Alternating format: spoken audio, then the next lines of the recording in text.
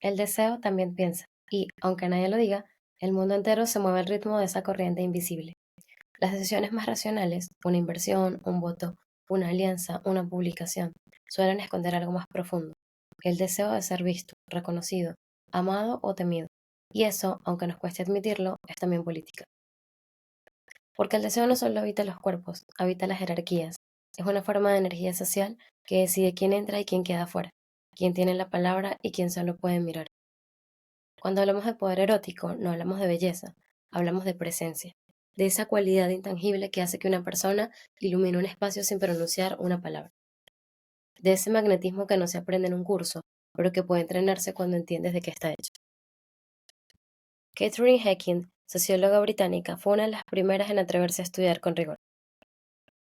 Ella propuso el concepto de capital erótico, una mezcla de atractivo físico, carisma, vitalidad, presencia, estilo y capacidad de despertar deseo o admiración. Ella decía algo muy provocador. El atractivo es un recurso tan real como el dinero o la educación, y quienes saben usarlo conscientemente acceden a formas de poder invisibles. Su tesis generó escándalo, pero en el fondo solo describía algo que la sociedad ya sabía y callaba, que el deseo tiene valor, que el magnetismo se cotiza, y que incluso los más racionales no pueden escapar a su lógica. En Gossip Girl eso es evidente.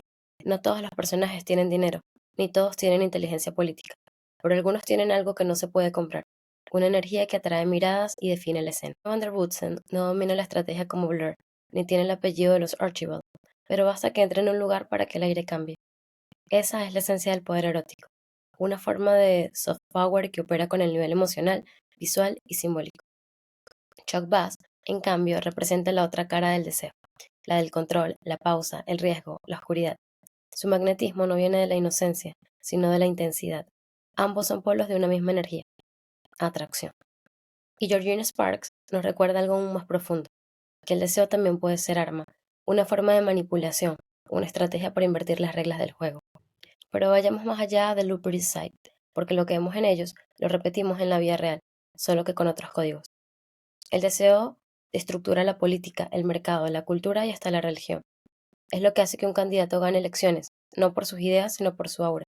Es lo que determina qué marcas compramos, qué influencers seguimos, qué líderes escuchamos y a quienes otorgamos credibilidad o confianza. Y en todos esos escenarios lo que se premia no es la perfección, sino la coherencia energética. El deseo es un lenguaje, y quien lo comprende lo traduce en poder. Foucault decía que el poder no solo reprime, también produce deseo, que las sociedades no se sostienen solo por normas, sino por fantasías compartidas. La promesa de pertenecer, de ser parte del grupo de los elegidos, de tener acceso a lo escaso, atención, estatus, belleza, reconocimiento. Y ahí está el secreto. El poder erótico no tiene que ver con seducir a los demás, sino con seducir al mundo hacia tu narrativa. Las personas con magnetismo no buscan aprobación, irradian autenticidad, no fuerzan la mirada, la sostienen, no gritan para ser vistas, bajan la voz, porque saben que el silencio también atrae. Piensa en Rihanna, no solo es un icono musical, es una arquitecta del deseo. Ella entiende que el atractivo no está en la ropa, sino en el ritmo, en la mirada que dice, sé quién soy y yo no necesito tu permiso. Ese es el tipo de poder que no se vende, se emana. También piensa en Hailey Bieber y Rode. La estética del clean look no trata del minimalismo estético, sino de una nueva moral de deseo. La pureza, la naturalidad, la calma como nueva forma de atractivo. El capitalismo del cuidado personal convertido en narrativa de control, porque incluso la inocencia se vende cuando se viste de coherencia visual. Cada época define su propio canon erótico, y entenderlo es entender el pulso cultural del momento. Hoy el atractivo ya no se mide solo en belleza física, se mide en energía, en cómo hablas, cómo miras, qué tan cómodo te sientes en tu piel, en si sabes sostener tu diferencia sin miedo que incomode. El deseo, en el fondo, es una forma de legitimidad. Nos dice quién tiene permiso para brillar y quién no, quién encarna el ideal aspiracional de la época. Por eso, cuando hablamos de poder erótico, también hablamos de política, la política del cuerpo, del deseo y de la representación. Vivimos en una cultura donde el deseo se administra, los algoritmos deciden qué es deseable y qué no, y nosotros, sin darnos cuenta, reproducimos esas jerarquías. Pero hay algo que el algoritmo no puede copiar, la energía viva de una persona que se habita a sí misma. Ese tipo de magnetismo no se programa, no depende de la belleza ni de la ropa ni de los filtros, depende de presencia, de una quietud interna que te hace inconfundible. El deseo también piensa, y pensar el deseo es una forma de emancipación, porque cuando entiendes cómo opera, puedes usarlo con conciencia y no ser usado por él.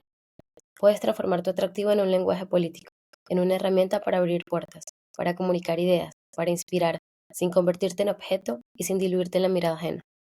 El poder erótico consciente no busca dominar, busca sintonizar. Es la capacidad de ajustar tu frecuencia a la del espacio y elevarla.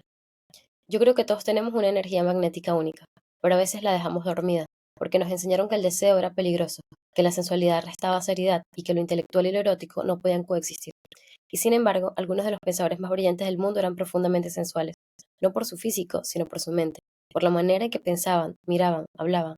El deseo también es una forma de inteligencia, la inteligencia del cuerpo, del tiempo y del gesto, la capacidad de percibir cuándo acercarte, cuándo callar, cuándo dejarte ver. El deseo es estrategia emocional y toda estrategia efectiva empieza por autoconocimiento. Cuando activas tu poder erótico, no te conviertes en alguien más, te conviertes en alguien más consciente.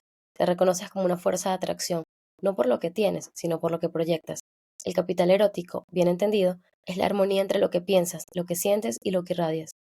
Y eso tiene consecuencias políticas, porque las personas magnéticas suelen ser las que mueven el mundo, son las que inspiran, convocan, lideran, crean comunidad, no porque griten, sino porque resuenan. En esta última sesión del bootcamp vas a mirar de frente esa energía que quizás habías escondido, no para convertirte en un personaje, sino para descubrir tu presencia magnética real. Vamos a explorar el deseo como estrategia, el carisma como lenguaje y el atractivo como fuerza de influencia. Porque sí, el deseo también piensa. Y cuando piensas con deseo, con esa claridad y pasión que vibra desde dentro, empiezas a crear otra forma de poder, más humana, más magnética y también más tuya. Así que antes de entrar a la sesión, pregúntate, ¿qué energía dejo cuando entro a un lugar? ¿A qué deseo le doy poder en mi vida? ¿Y qué parte de mí sigo ocultando cuando en realidad podría ser mi mayor fuente de influencia? Respira, mírate al espejo y recuerda, no hay poder sin deseo, ni deseo sin mirada, y la tuya merece ser vista.